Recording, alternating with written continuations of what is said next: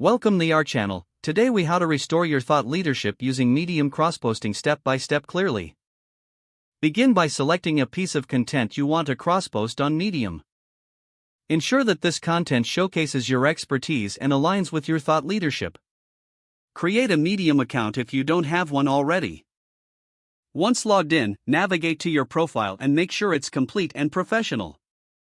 Click on the Write a Story button to start the crossposting process. Copy the title of your original article and paste it into the title field on Medium. Next, copy the body of your original content and paste it into the text editor. Make any necessary adjustments for formatting to enhance readability.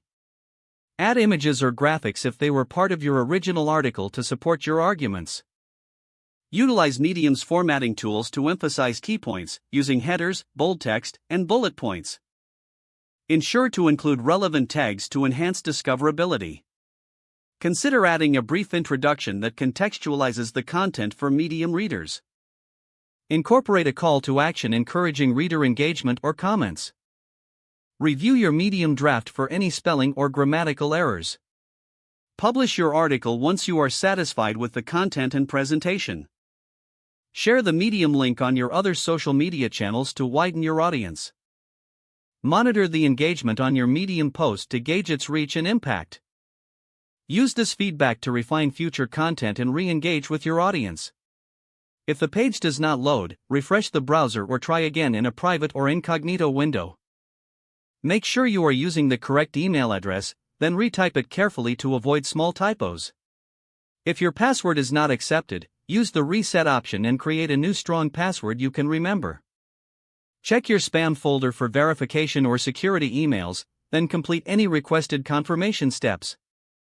Enable two-factor authentication if available to improve account security and reduce unauthorized access risk.